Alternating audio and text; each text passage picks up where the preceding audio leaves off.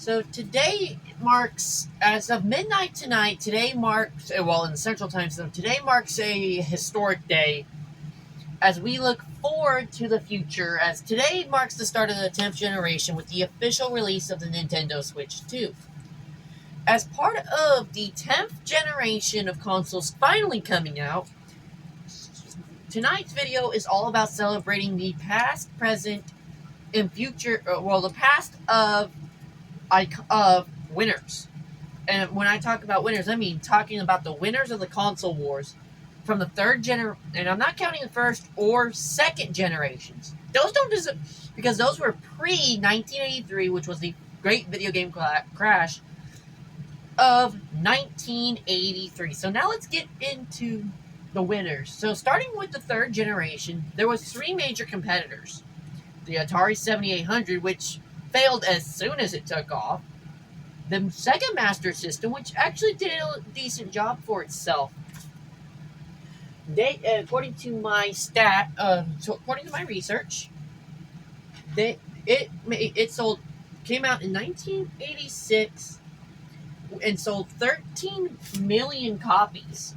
This is according to my research, using charts I found on the internet and stuff. But the true winner of the third generation of consoles, it was the Nintendo and the NES, which is what we call, which was what it was called here in the States. But overseas, oh, hold on. The technical glitch. Don't ask why. It just likes to autoplay. The reason, but it sold 61 million and I'm assuming that's international sales. That's international sales numbers. I'm hoping. Yeah, I think this is international sales numbers, because this is international sales numbers according to the chart I pulled up, which was complete domination of the third generation. The third generation was really when we... Oh, wait, that's not the NES. That's the SNES. That's not the NES. Well, then where's my SNES? Hold on a second. Oh, here it is. There's the NES. Just look. First video, just give me some... First time I'm doing... Second time I've ever done this, give me some leeway. But that is the NES, which was later followed by the SNES. But it sold 61 million copies around the world, and it is, without a doubt, one of the consoles that helped rebuild the industry after the iconic video game crash of 1983. Now, the fourth generation saw Atari back out, and it was really domination between two, which was Nintendo and Sega, with the Mega Drive, or Genesis as it was called here in the United States, and the Super Nintendo, otherwise known as the Super Famicom, overseas. So according to my statistics, this is global sales. 62% of global sales went towards the Super Nintendo. We'll get to how many copies it actually sold in a second, but give it a second. That was the Super Nintendo, SNES, otherwise known as the Super Famicom for y'all overseas.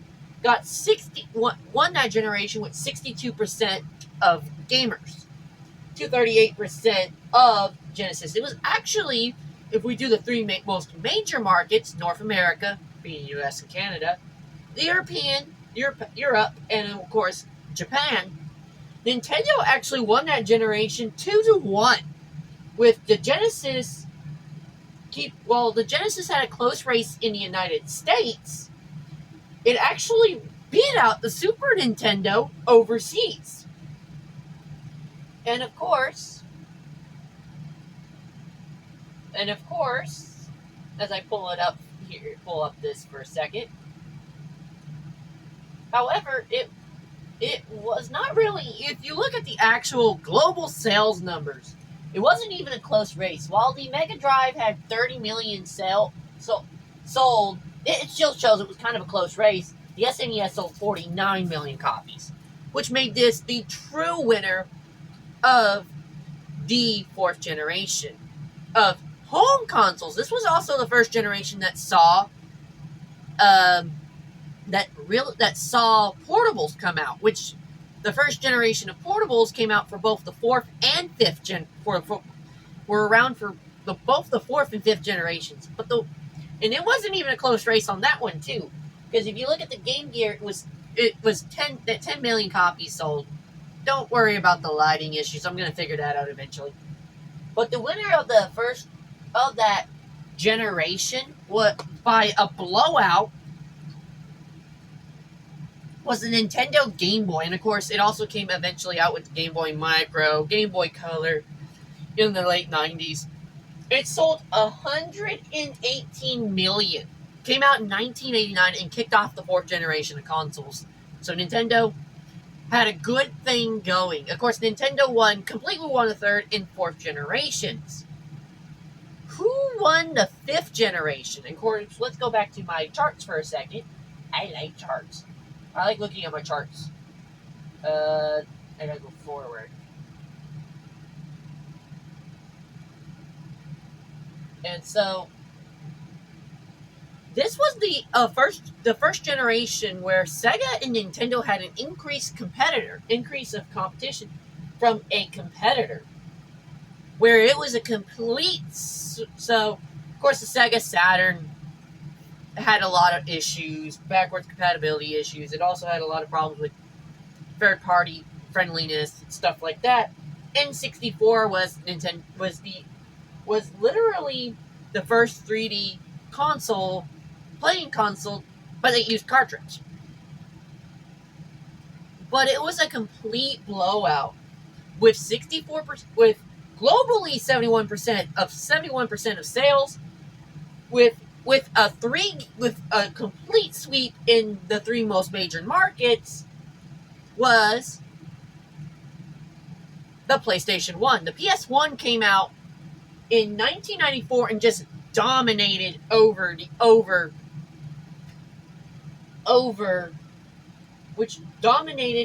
which really dominated over the Sega Saturn, which in the European and North American markets, because of advertising, is where it really suffered the most. And that's a sad. And they were trying to undercut in PlayStation, which failed successfully. It was also the first true console that played CDs without having cartridges. Which was also the first gaming console to be able to play just regular CD music, which is a big deal when it comes to Nintendo dominating the fifth generation, of course, the next generation. However, there is an interesting statistic here before I get to the actual sales numbers. The PlayStation, its biggest successful market was Europe, with 83% of total sales. The N64 dominated both the North American and European markets. However, even with 6% of people wanting the Sega Saturn, the market where it dominated the most was Japan. It dominated over the N64. And that is quite historic numbers when it comes to that console. Now, the next generation needs no introduction. This was the sixth generation. This was the only generation of consoles that were four main competitors: Sega with the Dreamcast, PlayStation with the PlayStation 2, Xbox, and the Sega, and the first disc console from Nintendo. This was an interesting race to look at the stats, but before we get to that, let's go back to the fifth generation for a second before I forget something. Before I forget why the PS1 who led the total sales of the PS1. Give me a second. I forgot to do that. Before we get into the sixth generation, though, because we all know who won that sixth generation, at least console-wise, we know who won that sixth generation. The stats are absolutely mind-boggling.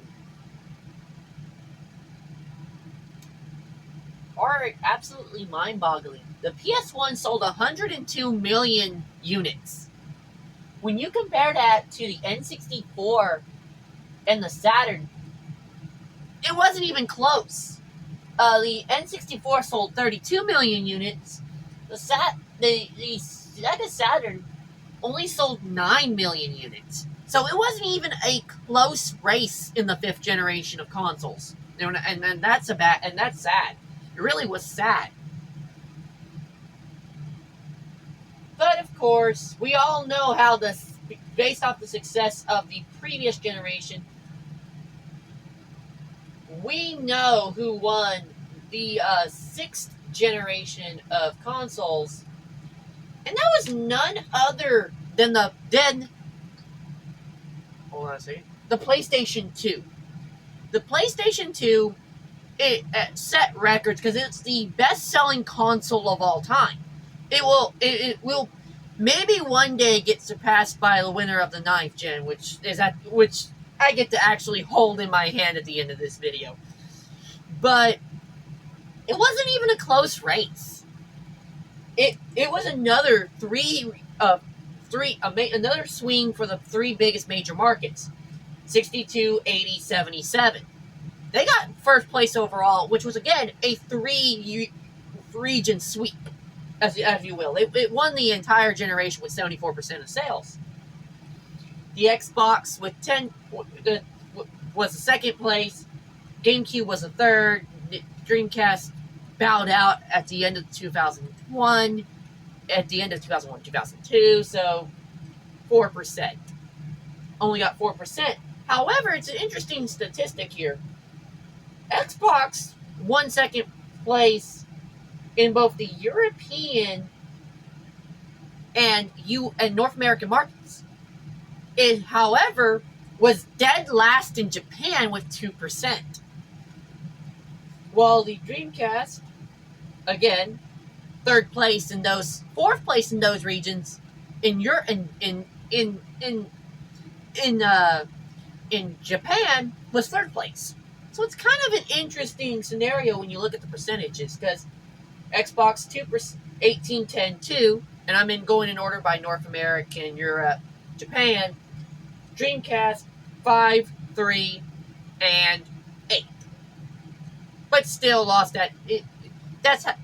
You can't compete with PlayStation though, because and this is another interesting statistic as I show it here for a second.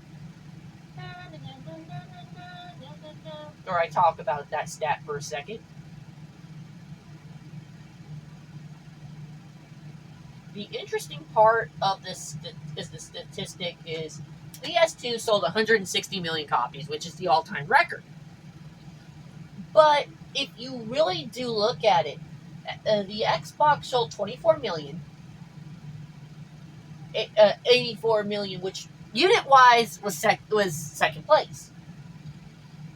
The GameCube was at 21 million. Dreamcast again hit sold 9 million units. Not bad for Xbox's first run as a console maker. And of course, this one, there was no real competition for it when this one came out. This was the winner of the sixth generation of portables. No competition from PlayStation. No competition from Sega. No competition from Xbox, because none of them had a portable. The Game Gear stopped making production in the late 90s. There was no real competition yet from PlayStation or Xbox on portables. So obviously the sixth generation winner is the Game Boy Advance by, unfortunately, no competition. However, it is worth noting that while it sold less copies than the original Game Boy, it still sold 81 million copies. And it sold better than the GameCube, and was able to be connected to the GameCube via connection cords, which was quite unique. Now, the next generation of consoles is an interesting generation. When I say interesting generation, the 7th gen was one of the most interesting generations when it came to console sales. Because you had three major consoles: the Nintendo Wii, the PS3, and the Xbox. While the Xbox won the North American crown by having 40, due to it being so user friendly, one, really user friendly when it came to its design and its development structure for games and stuff. It was a close race. It was a completely close race between them and PlayStation due to the how hard it was early on to develop for the PS3. But it was literally a close race because they got 40% of all total sales, 24%. It was 24% in the United States, and then of course Wii was dominant. It was pretty close race, mostly between the 360 and the Wii, which is kind of weird. But then you go into the European market where, by 1% of total sales, PS3 won the European market with 37%. It was a close race between them and the Wii at 36%. And then, of course, Xbox was dead last. They won the North American market. But the Wii completely dominated the European market by nearly, not the European, but the Japanese market by nearly 10% of total unit sales. That is what helped them, and this is global sales, remind you. PS3 was very dominant, was also really another big dominant one. They got 42% of all total unit sales in Japan. They were second place. Xbox was dead last. So that tells you a lot. But it was a really close race, but the Japanese sales of the Wii helped it with 37% of total units sold.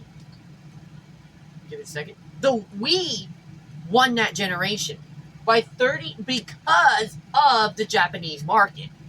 So while a lot of people like to argue, well, the Xbox won the US, it should have won the entire generation. You have to look at all the total sales before you can make a determination on who actually won that generation.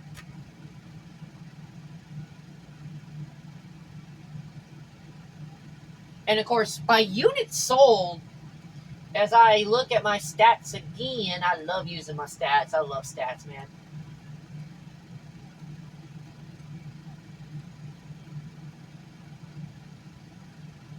The Wii had 101 million units sold.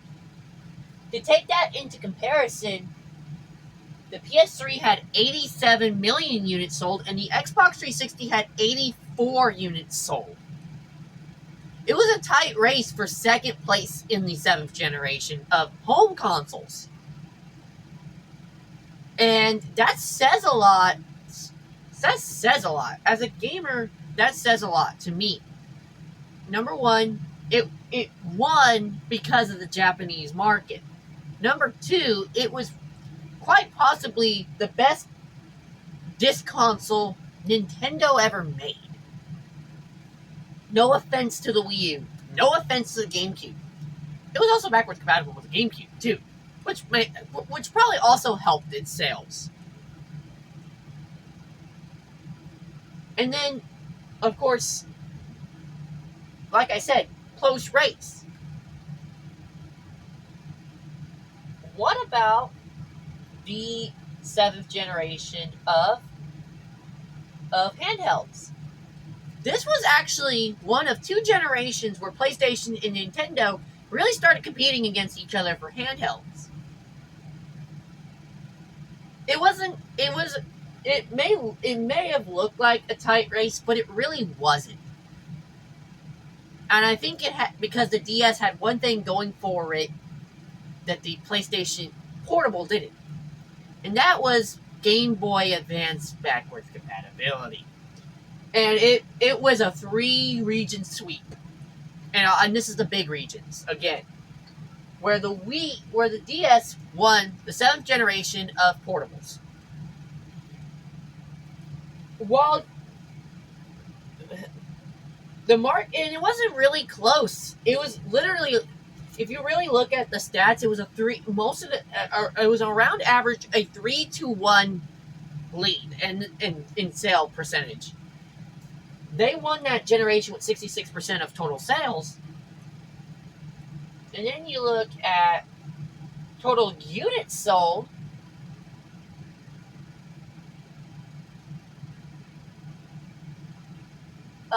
The PSP had 80 million units sold.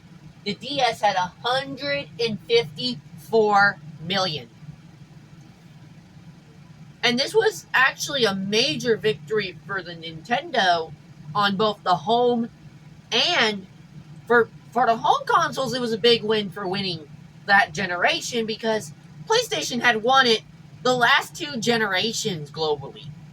It was nice for the Wii to have a Wii win, and of course, third straight generation Nintendo won the generation on portables because, well, they've dominated that market. The next generation is a really interesting generation, and it's the 8th gen. The 8th gen, quite possibly, it would have been the best generation ever. If it wasn't for one, but this was a generation that really had some problems, that really had a lot of problems in all 3 markets for 2 of the 3 biggest competitors. So, however, for the first time since the PS2, this console won out the home console market with 50% of the North American market, 75% of the European market, 73% of the Japanese market, and lost a lot of the momentum for Xbox and the North American market because they went from first to second in this generation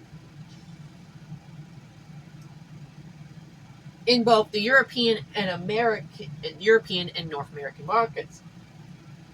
And of course, this generation also lost a big part of its momentum in Japan because it only got 1% of total unit sales. And while, yes, the Xbox One did get second in this generation, thanks in part to the terrible advertising and all the problems with the Wii U only having 8% of total sales, but thanks to the more user-friendly interface of the PS4 is how the PS4 won the 8th generation.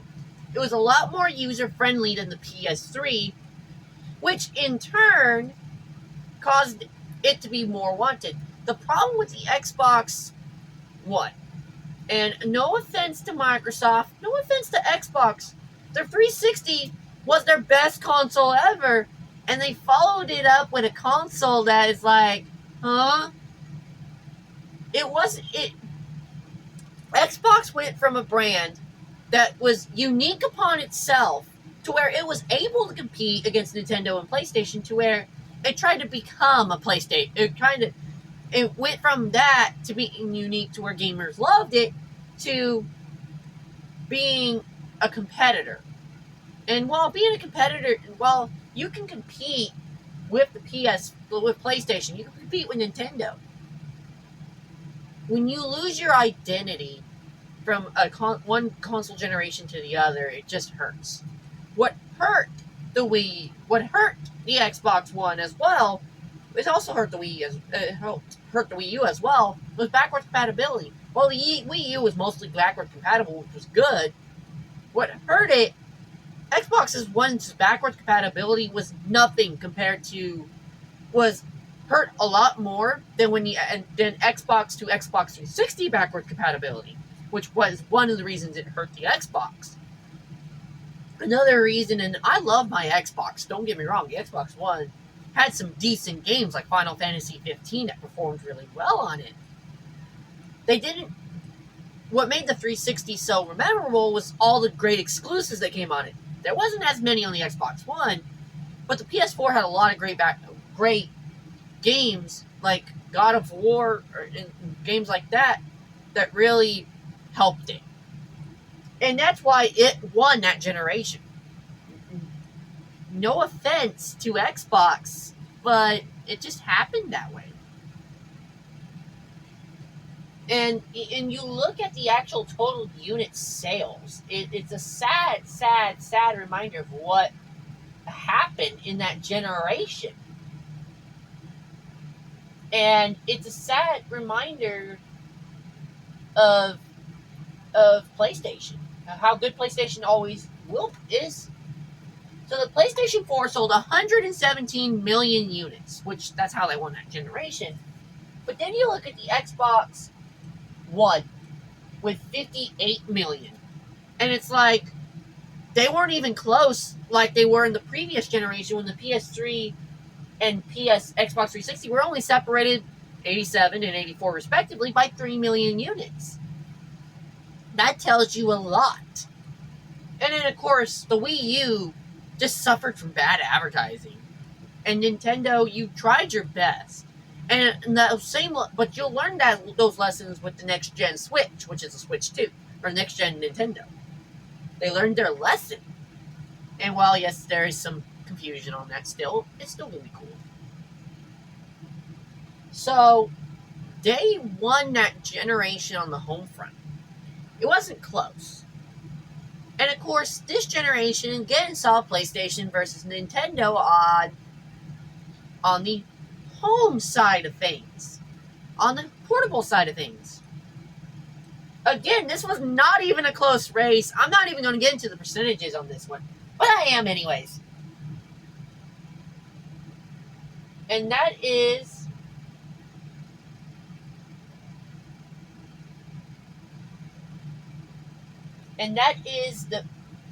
it was not a close race between these two.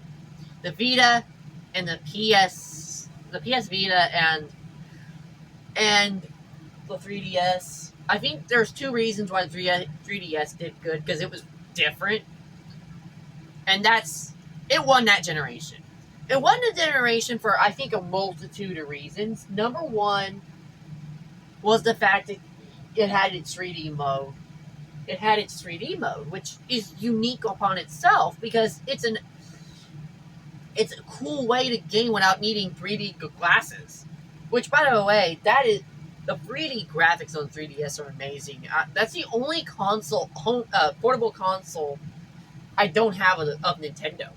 But it also had a lot of great games on it. It was backwards compatible with the DS. It wasn't backwards compatible with the GBA, but it was backwards compatible with the DS, which was probably its biggest selling feature because the PS Vita went from disc to cartridge, which meant all your PSP games that you played on your PSP weren't able to be played on the Vita, which kind of hurt the PlayStation Vita a little bit, and by a little bit I mean a lot, because it was again a 3-region sweep by Nintendo, with 89% of the American market, 77% of the European market, 80% of the Japanese market. With it won the market, and this is probably the worst blowout I've ever seen. 81% to 19% in favor of the 3DS sales. And while it actually did really well for itself, considering. If you look at the actual total sales, and this is my favorite part, it did 75 million compared to the 3DS's 15 million. And this was in an age where Android and Apple started gaining in popularity because of how easy it was to be portable. So that says a lot coming from Nintendo. They were able to compete in a mobile phone dominated world with the 3DS still. And it had some really great exclusives. But like I said, it wasn't even close. Like, that's basically, if I do my math correctly, that's 4 times more sales. That just happens sometimes, though. And of course, there's no need to say who won the 9th generation. While it was released during halfway through the 8th generation's lifespan, much of its other units, such as the Light and the OLED, came out during the early part of the 9th gen. And while it's a big division on if it's an 8th gen or 9th gen console, most people tend to agree it's a 9th gen console. Because while yes, it competed with the PS4 and it competed with the Xbox One, it competed with them, but wasn't the Wii. It wasn't the true console that came out for the 8th gen, which was the Wii U. This helped launch the 9th generation. Say hello to my Switch. The Switch has dominated the 9th generation. It's dominated for the main reason. It's dominated this generation. As I take that off for a second, it's dominated the 9th generation for a specific reason. It's a cross between a home console and a portable console. I can play this on my TV, but I can also play it on the go. And it has a decent battery life. Well, people are going to complain about the Switch 2's battery life. It's a different console. It's going to have different features. The reason why this console has won the 9th generation is the fact that it's 2-in-1. In an age where mobile gaming has taken over the store, where mobile gaming and console gaming are still big, but they're in 2 different states, having a crossover console like this is the best thing. Because, one, Nintendo learned their lesson from the Wii U, which was bad advertising. But the Wii U helped build momentum for the Switch. And number one, this was Nintendo's second HDMI console. One of the things they went back to is this is also the first home console since the N64 with cartridge.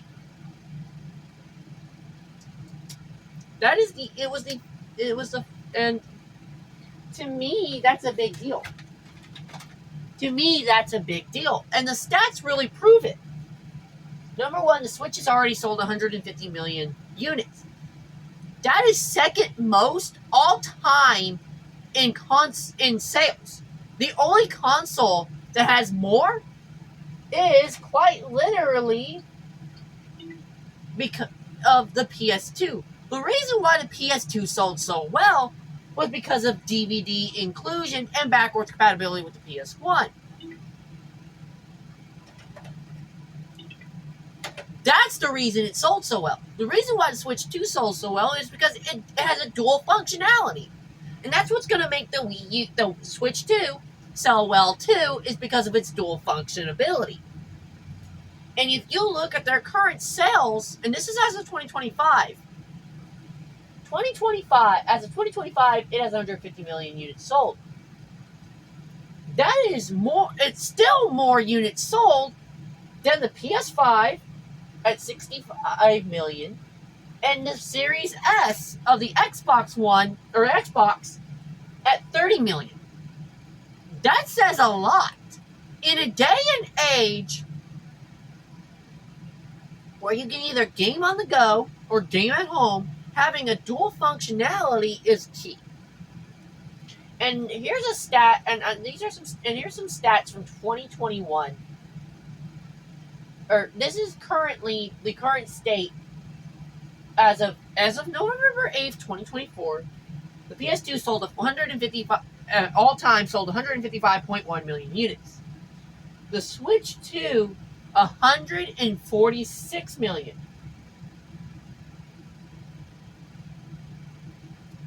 It has sold more It is the best-selling Nintendo console of all time since the Wii.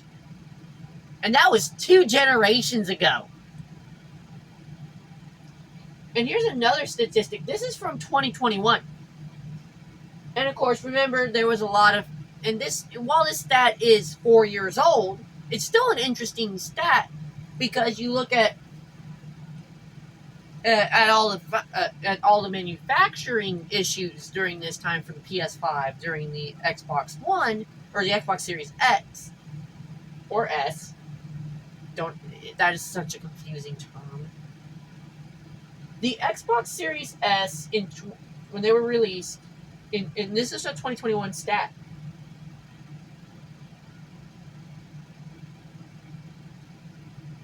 It sold 8.2 million copies in 2020. The Xbox Series X. 13.4 was the PS5. The Nintendo Switch was at 92.9 million units. That is another thing that really helped the Switch succeed, was COVID and everybody being stuck at home.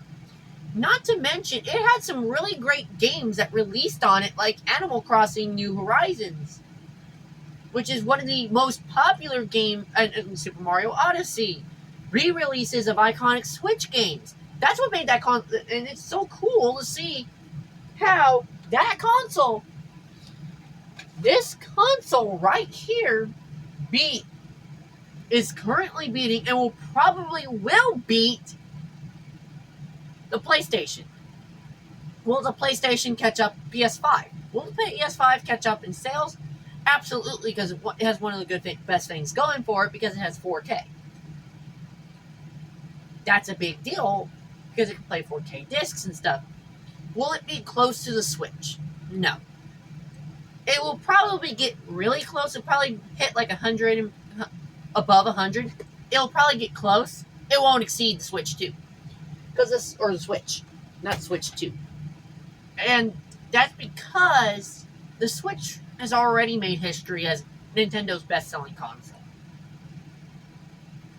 It's already made that history. But if you really do look at it, if you really do look at the stats as well, remember the stats I was telling you about total unit sales?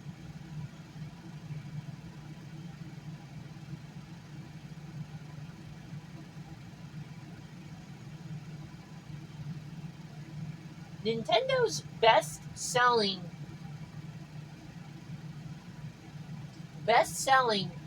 portable was the DS at 154 million. Best-selling portable console of all time.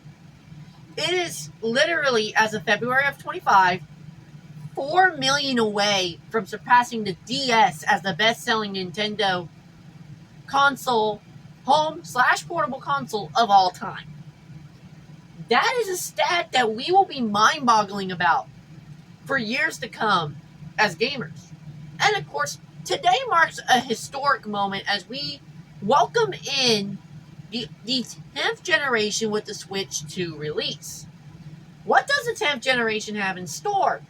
Well, just based off Nintendo sticking with physical, and most people in the industry saying, well, gamers are still going to want physical copies, be expecting physical to be a popular choice. It's still a major popular choice. And hopefully the Xbox, next-gen Xbox, next-gen PlayStation, keep physical in mind for gamers into this next generation. Nintendo's already kind of doing it now.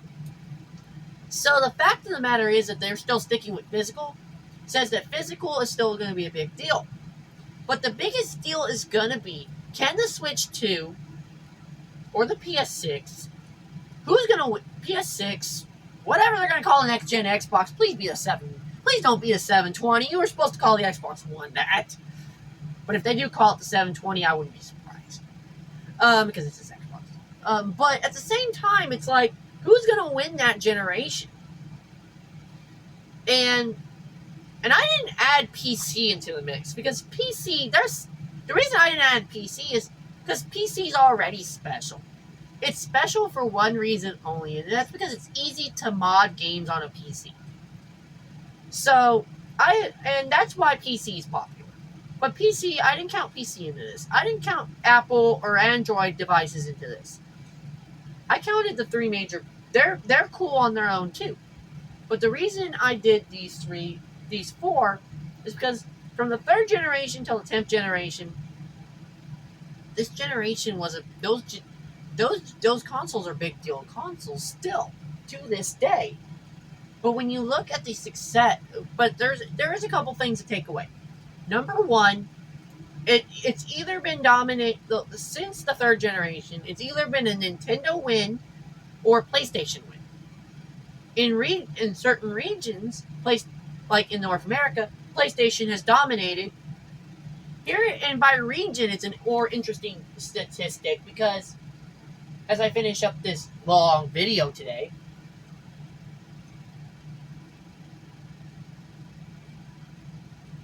the most interesting statistic is how PlayStation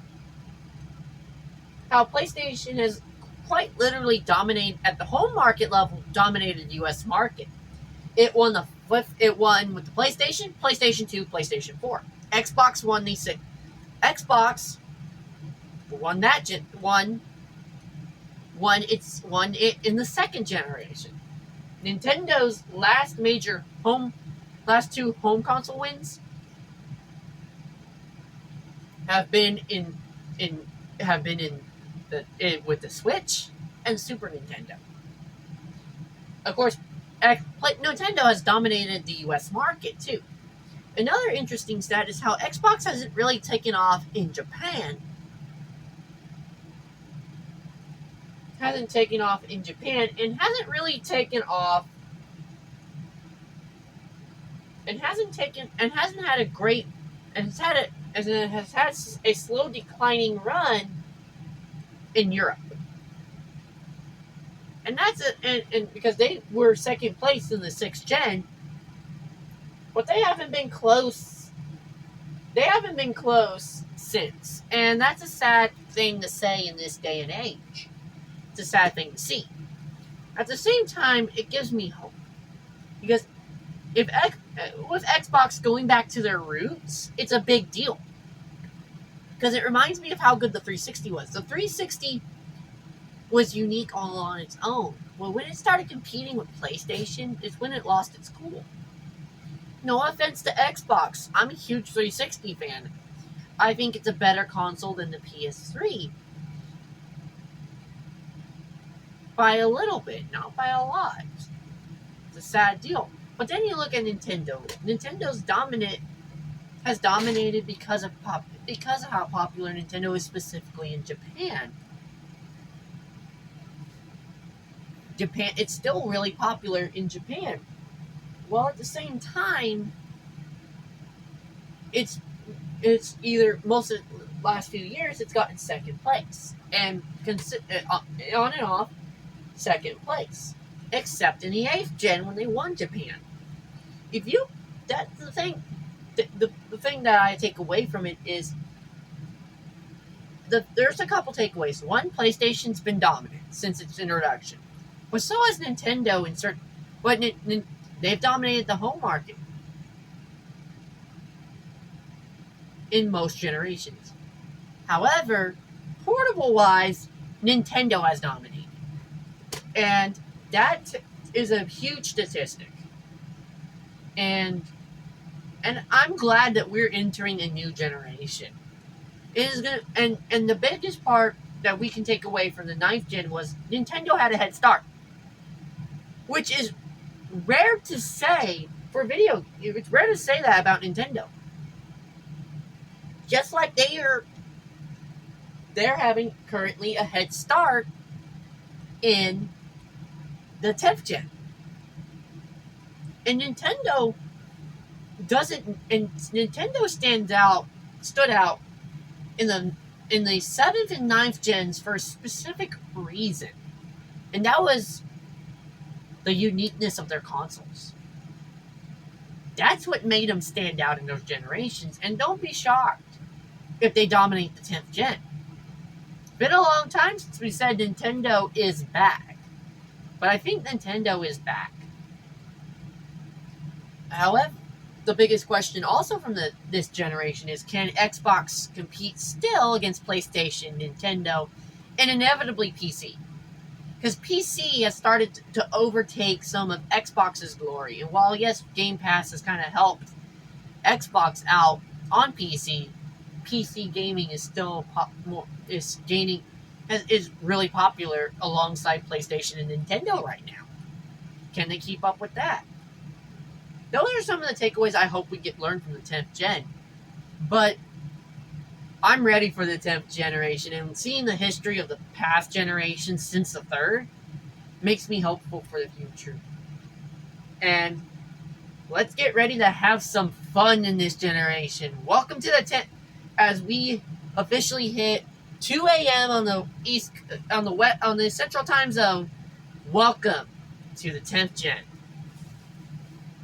And I loved making this video. This was a fun video to make. So, y'all have a good night, and hopefully you'll see this video again soon.